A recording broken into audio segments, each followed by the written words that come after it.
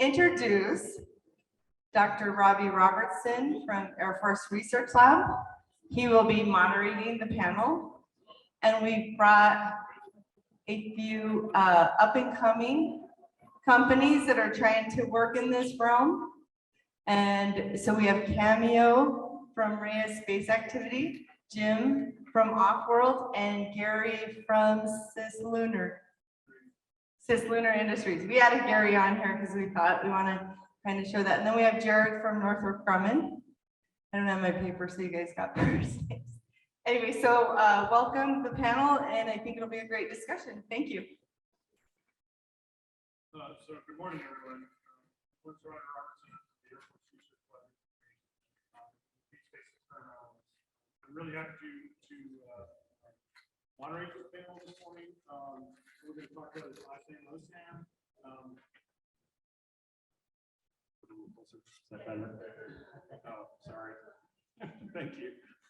I figured I had a light on my voice, but apparently not. But this is an important area. There is, I'll do two opening comments and kind of go from there. There is White House level interest in this area because I think we're kind of at an interesting tipping point. There's also a general feeling that we need to stay ahead of pacing competitors in this area. I'm very happy that we have a fairly young panel to get a youthful experience on that.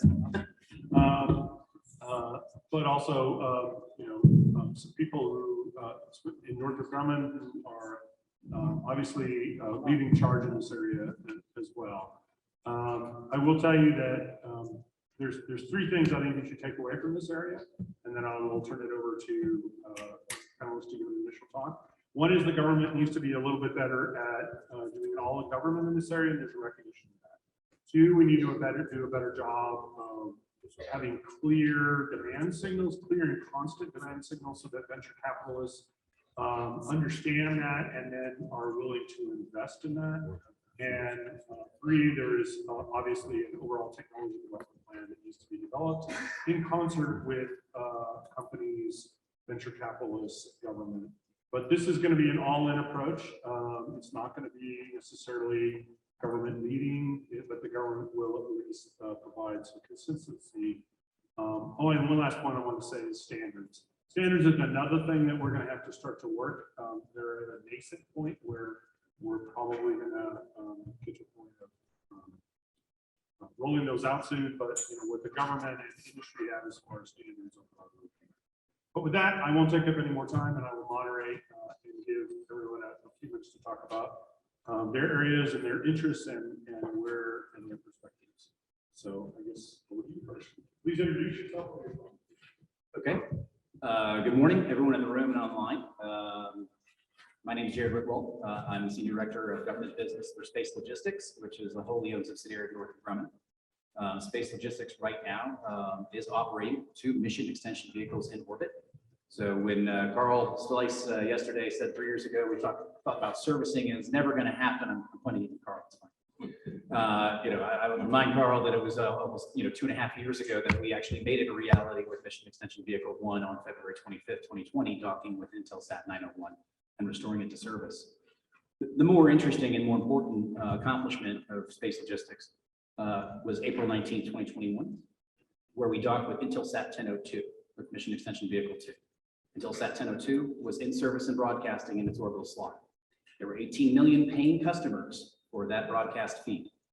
It was at prime time over Western Europe, and there were soccer playoffs going on. Let that sink in. This is a terrible idea for timing, but in terms of angles, geometry, and everything, we were able to, on the 19th, dock MEV2, Intelsat 1002, with 0 disruption of broadcast. So that's a real Kitty Hawk moment for on-orbit servicing, and really makes it relevant to military missions where I cannot take my high-value assets off mission to be serviced, whether that servicing is being refueled, getting a life extension via a mission extension vehicle, or our smaller mission extension pods that are coming. We've already sold at least one commercial one of those. They will be installed by the Mission Robotics Vehicle, which features DARPA's robotic servicing of geosynchronous satellites, RSGS, 2-armed robotic payload. and that will launch in May of 2024. So it's real now, and with the robotics, it kind of enables those other levers in the Osam for servicing. So it's not just refueling, it's not just life extension via jetpacks, but it really comes down to Delta V augmentation for maneuver without regret, being able to install payloads, whether it's something for situational awareness that wasn't organic to the spacecraft in the first place. We call those on-orbit augmentation capabilities, OAKs. And so as the government has begun this whole of government, I think there's a recognition there that there is a role for servicing and servicers to play in space as an enabler, a critical enabler for the warfighting domain that space is today. And we at Space Logistics, we're the commercial arm, right? Our clients right now on the servicing Intelsat, it's a commercial transaction. And so, but being owned by Northrop Grumman and tucked in under that, certainly have access to the mission expertise to make those services available in a meaningful and timely way to our partners in the Space Force and the rest of the government. Wonderful, thanks. I get my own microphone because I'm right in the middle. Hello, everybody. My name is Kimmy Lance. I work with a company called Rhea Space Activity. We're developing a module to enable cislunar autonomous navigation. Now, when I say cislunar, you might think that that's a bit far, and it is, but cislunar also then means GPS denied. And navigation is important for OSAM because you need to get to where you're going. And I'd like to take OSAM and bring that to what the White House memo, which you very well described what those priorities are, to ISAM, because it is in space, orbiting, not just orbiting. So that is not just LEO and GEO, but in that cislunar domain. And the importance of ISAM, as we're talking in the short term, is being able to take these multi-billion-dollar juicy assets and stick a little barnacle on them and make them continue operating. But then you also look at the moon to Mars, being able to take things, take your local environment, to be able to enable the modularity of a system and now enable it to continue going. So the JAM module enables you to operate in cislunar space in GPS-denied environments. And critically, it enables you to reduce the amount of people and monies that are required to operate anything outside of GEO. So you need GPS to move around, and even GPS denied, which we were seeing locally, or currently rather, with some of the Ukrainian Russian situations. So whenever you have a GPS denied environment, how are you going to be able to move around? We're again developing this module to be able to enable a satellite to maneuver in that domain as well. I can also talk about the really coolness of the cislunar domain and how it's entirely irregular and different from what we're used to around Earth. So when we're talking ISAM, again, that I instead of the O, that in-space aspect is really important when we're talking cislunar and beyond because of the gravitational impacts of the environment. OSAM and ISAM is also really important as we look at the threat environment and we look at other countries. We were just talking about in January, China takes a satellite, takes it really far away. Did they re-enable that capability, for example? Do we see where it's going to be going? Can we? Currently, with navigation, and this will be my last note before I toss it over to Jim, is navigation is a noisy activity. You have to use two-way ranging, for example, when you're outside the geo belt. But with onboard autonomous navigation, like the JAM module will enable, you no longer have to be noisy. China currently is noisy, and this is why we know where its satellites are, whenever it's around the moon, for example. But being able to do this on board will enable you to not be noisy. And there is a concern in cislunar space about where things could end up. I'm getting off tangent here with this ISAM note. There's a lot of other ISAM notes, but I'm going to toss it over to Jim now. Thanks, Camille. Jim Caravalla, Off-World. Pleasure to be here. So I'd like to just introduce what we're doing as a slightly different approach to the problem. Off-World is a company founded by spacecraft engineers in 2016 with an angle of treating Earth as a celestial body and building our first space program here and then expanding out to multiple planetary systems after that. So I'd like to just very briefly introduce the concept of Isam, to Isam. That's earth servicing, assembly, manufacturing, and mining to Isam. If we go to the next, please. The key to all of our Isam and Osam operations is intelligence, is the ability for these autonomous systems to operate at scale, rapidly, with high confidence, and to access their target of operations swiftly with unlimited delta V. This is an entire systems level problem across system space. The way we've approached it is by building a modular robotic architecture, a platform that has intelligence, operations, sensing, and control capabilities across hundreds of different species of robots built on the same modular platform and architecture. This, next please. This diggerbot, that is one of our first species that we deployed underground, in underground mining, utilizes manipulation, navigation, articulation control.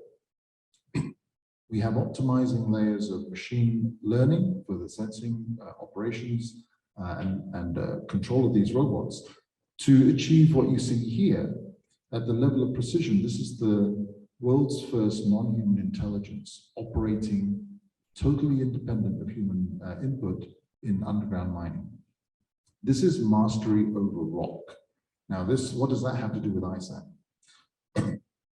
If you can do this autonomously in a GPS and comms denied environment with robustness, continually 24/7 with swap out architectures, then we can do anything. These are one of the hardest problems to tackle, manipulating matter. We'll just cycle through the slides, and you can see these other examples as we go forward. And in this robot, this is a second type of system, first species underground as well. This is a directed energy beam robot. And next slide, please, which has a patented robotic waveguide that we developed that allows us to beam directed energy onto any system, fragmenting grain boundary and material boundary bonds to weaken systems. Again, an example of the kinds of level of autonomy that and systems robustness that are required as we go forward. Next one, please. And then building massive collaboration in between these systems. So we're not building one robot or one in-space servicing system. Next one, please. What we're doing is building hundreds and then thousands of robots operating together in these environments. And this is a systems engineering mock-up from one of the mine and operation deployments we're doing. This is actually in a platinum mine with another 6 to 12 species of robot types that we're developing. And when you consider servicing robots, refueling robots, manipulation and booster systems, as well as propellant transfer and landers, all built along the same platform. Next one, please. Then this is a system that we can then undertake for cislunar operations or on the lunar surface. And we're working with the DoD, NASA, and ESA partners in defining our lunar ice mining operations. And then in terms of other in-space operation contracts that we have, we're now in the development of a space debris solution using our robotic architecture and a deep space constellation network for cislunar superiority support. Thank you very much. Hi, I'm Gary Callan, co-founder and CEO of Cislunar Industries. And we really see a whole industrial economy emerging in cislunar space. This is, from our point of view, this is already starting to happen. Things like what Jim is doing, what Northrop Grumman is doing, what RSA is doing, these are some of the building blocks for that. If we want to see a true industrial economy emerge, there needs to be a metal processing capability for that. So we're building modular space foundries at Cislunar Industries to process metal in space for use in space. And this allows us to do a couple of really interesting things. We can make the things that you would expect to make from a variety of feedstocks, including space debris that could be recycled, into building materials like wire for 3D printing, tubes, rods, sheet metal, that sort of thing. Anything would go to the mill, you know, in your city to obtain for that next phase of manufacturing. But we can also make metal propellant. And we couple this with a vacuum arc thruster system that one of our partners builds in Neumann Space that allows us to actually transform space debris into the propellant that can be used to go out and get that space debris and bring it back. And so with these capabilities, we think that we can leverage the investments and the resources that other companies are already building, the companies like Offworld and Northrop Grumman are deploying, to build out this whole capability, an end-to-end value chain that allows us to transform space debris into a resource and leverage that to help launch and accelerate the ISAM economy. And I'll leave it at that and see where we go with the questions. Thank you. We'll take 10,000 minutes. Thank you. Okay, so let me ask the panelists one question, but I'll try this.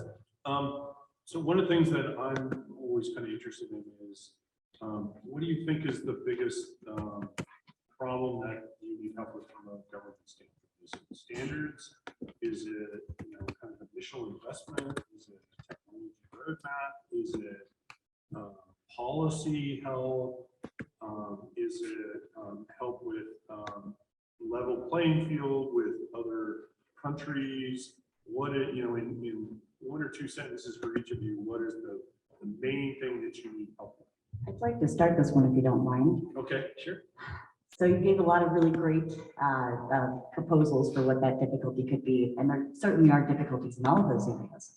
One of the biggest ones I see from the government perspective is not just the initial interest, but a sustained interest. So things like orbital prime and the space prime, having this year the ISAM being the thing of interest and being funded. 125 countries were funded for doing things for ISAM. But how many of those will continue to be funded? Will this be of interest next year? Agility Prime, for example, is something of flying cars in the last couple of years. Where has that program gone? Have we continued interest there? So with ISAM, my two sentences would be continued funding and interest from the government perspective. I would say the diametrically opposed opposite. I would say we need clear signals from government and then to move out of the way, but be supportive as we proceed forward. On a specific, I would like to see support in salvage rights, transfers of liabilities, and for vessels flying the US flag to be given the legislative envelope to operate in terms of space debris salvage. And I use those words very, very deliberately, because we have to find ways to monetize the space debris problem, or all in a bit of a bind. Yeah, I kind of second what Jim was just saying there. And you know, the demand signals is key. I think that some of what I saw in the recent ISAM strategy that was released by the White House sort of supports some of these ideas, where we're creating those demand signals, in particular by directing the government to, you know, to plan for the capabilities and the resources that can be created by this ISAM ecosystem for future missions. That helps to set those, you know, capabilities out there about something that investors can bet on and help to support companies with. And then, as Jim said, with the salvage rights, another aspect of that we'd like to see is I lost my train of thought there. I'll leave it at that. So I would say yes to everything you just said, in terms of what those options are and what's most important. I'm going to try to weave a couple together and then say something differently. And this comes from my perspective before my employment at Northrop Grumman in Space Logistics. I used to be a Senate staffer. Don't hold that against me. I'm much better now. I think the government should do, if you really look for what the government ought to do, it should do those things that only the government can do. Right, and so talk about sustained prioritization, talk about sustained demand signal, but at the policy layer, there's a fabric going from space treaty down through all the things we're talking about, salvage rights. We talked about this in Carl's breakout section yesterday. If it's active debris removal and it's not our debris, how do we really do that? You know, if it's an extended upper stage from not our country or even a country that doesn't exist anymore because it dissolved in 1991, right? You know, who owns that problem and who can enable that problem or allow those kinds of activities? So, you know, focusing on those things, policy priorities, and really the other one is do it in one voice. You know, because here that, you know, that we understand there was a whole of government initiative, you know, seen policies, you know, the Space Force itself made, you know, the SML, Space Mobility and Logistics, a military occupational specialty of its own. So we have Guardians who are going to be SML experts for their entire career. And yet still in pockets across the government, you hear people saying, well, I just really need to focus on my programs of record rather than do the things that need to be done in terms of designing for servicing, designing for preparedness for servicing, refueling, augmentation, modularity. You know, we haven't seen that get into true programs of record. I think AFRL has done a great job. DIU certainly is doing a great job in seeding those things. But to Camio's point, okay, that's the seed, right? Where's the sustainment? Where, you know, getting to a PDR or through an SRR is great. Now we've got a concept. That concept goes on the shelf and never to space. It's never utilized. And these are the mission enablers from a combat standpoint that are absolutely required to be competitive in space in that warfighting domain. So I think, you know, if the government can focus on what the government does uniquely and only the government can do, that enables the commercial economy. That enables all of these sticky wickets where we could bring technologies to bear, but there's no path to get there right now in terms of authorizations, in terms of oversight and all the other fun stuff. And anything that's going to be a servicer is going to have some degree of sensors on it, right? Your autonomy requires sensors. That's non-Earth imaging, right? So, you know, we talked about this yesterday as akin to, hey, you know, we want you to be, we want this super highway of logistics to and from the moon to support, you know, human operations on the moon. Yeah, that's ice road trucking, but I've got to like apply for a new license every time I want to have headlights. Okay, and I think It's probably not a good idea. to be specific, we need to make US government a little bit uncomfortable, because what is required is for all of us to be uncomfortable. And the irony of our times is that we may need to redefine legislation and regulatory practice in space in the short term and make micro decisions that are for the benefit of the macro ecosystem. So coming back to this example of, you know, who owns the asset that you're going to take, or what if there is it's a dead asset and there is a disagreement about the necessary retrieval? Is there a mandate of the Commons under the UN Outer Space Treaty that would allow us to undertake the greater good? Which flag undertakes that greater good, and what is the liability? We need to address these issues because they're also going to spill over into adversarial conflict issues, whether it's first, second, or third degree separation of impact or non-kinetic disruption. So all of these issues are related. We must have robust, bold, and challenging conversations that push us out of our comfort zone. We need to do that now because the time that we need to legislate is going to be significant, but the time we need to operate and act, we're almost out of time. So Casey, do I have time for one more? Okay, one more. All right, so I hit the government, I'll hit the other part of it, which is the business side. So you guys are all really amazing entrepreneurs. Do you feel like you have the business cases to go to venture capital firms and others to actually get the resources that you need, or is there a missing piece that, you know, without getting into your business cases, is there a missing piece that you're still need help with, or still needs to be done? It could be technology, it could be policy, it could be. I can jump into one simply, quickly.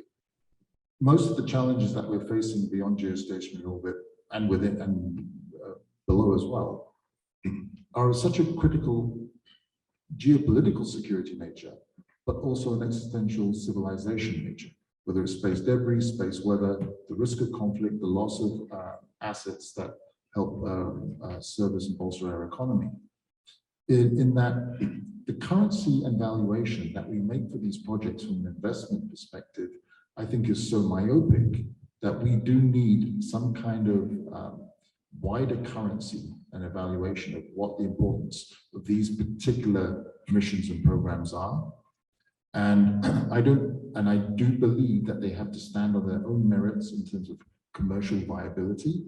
But what we need is signaling. We need anchor tenant signaling that a portion of the end market has a firm anchor, but the majority of the expanding market must be commercial. And I think it's down to us to make, as commercial providers, to provide that messaging clearly to all stakeholders, and then for the government stakeholders to provide long lead assured contracts for a portion of that market that we can then wave around and say, look, this is worth investing in because this is an existential risk and an impending crisis we're trying to avoid.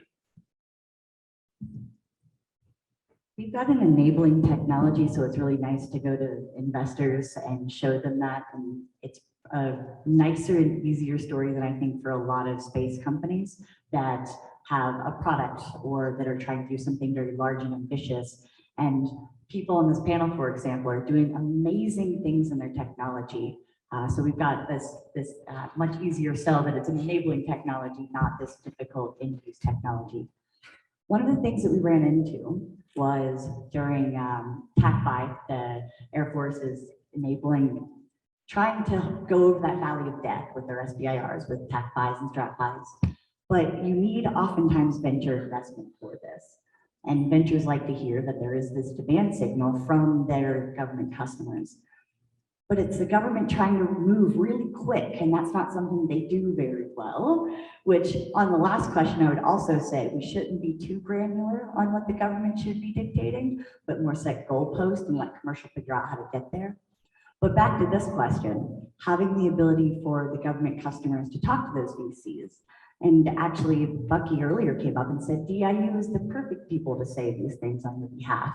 But an easier conversation from DoD to venture in general, and things and events like this is a good place for these conversations to happen, but continuation of those conversations as we get further into investments. So you were asking about is there market signals that are emerging already for us, and we are actually seeing in recent times, in just the last few months, really. Getting specific use cases from actual customers that are interested in using our Space Foundry technology to do a variety of missions. And we sort of take the approach that it's a modular system, it's relatively small in size so that it can be added together to increase throughput, or to be distributed around to different orbits, different use cases to follow the market as it expands. Some examples of this, just to give you an idea of what these specific cases are. In GEO, we have interest in how can we turn some of that space debris that's there into propellant so we can move materials out to the lunar environment for use out there for various purposes. When you think about debris removal, if you can transform some of that material into resources for use in space and for propellant to drive the removal mission, we can take those active debris removal companies, which have a challenging case for funding for the business case around that, and transform them into mining companies where they can actually make a profit from that removal operation. And just to follow on to Gary's point, I mean, and it's particularly pertinent. Offworld built its entire business without any investment at all, just on the back of contracts with mining companies for our terrestrial applications. That's why I think it's so important that we get the framework right so that these companies can go out there and build a business directly with customers who want to buy the end products. Because that's the only way we scale. And I think to Camille's point of earlier, that's the only way we can ensure sustainability of the models, is that we have to build for robust monetization and business practice from the very, very start. So as little government engagement as possible, as little venture engagement as possible, and as much market engagement as possible. So from a commercial market standpoint, I mean, our business case closes, otherwise we wouldn't have built the MEVs and we wouldn't have agreed to invest hundreds of millions of dollars with DARPA and RSGS for the MRV. So, that's there, but, the cool thing about our space robot that we're building with DARPA is we can go fix things in 10 years that we don't even know are broken yet or haven't even launched. Because there's an open interface on the end effectors, because we can build custom tools and send them up, and then the robot can get them, put them on the tool belt, use them on a custom mission, and then go back later. So we deal with a lot of smalls who are dealing with a lot of these issues. And part of it comes back to the clear demand signal. Part of it comes back to, how do I get, if I'm a small company, I'm Catalyst, I'm a Lunar Resources, I'm a whomever, get through that valley of death and get paired up. And then, certainly DIU has the great authorities and the right mindset and the right lean forward to get after it. The challenge is DIU doesn't have their own money, right? So we've got a refueling contract with DIU. We're through SRR, it looks great. We're trying to scrape together and talk to mission partners to get the PDO, right? But that's symptomatic of the sustainment issue. And commercial industries, investors, they look at that, right? I mean, they're not in the rooms with us. They don't have clearances, but they buy their FPDS data. They see when contracts or grants are awarded. They see how much what it is and how much it's for. And that's how they decide to place their bets along with the direct engagement with these companies. So, helping those smalls with the exquisite capabilities that have broader applications, find a way to be paired with potentially a more traditional space partner and force them together to go and do great things. I think, that's leveraging, I'm not going to call it old space, but maybe landed space or existing space.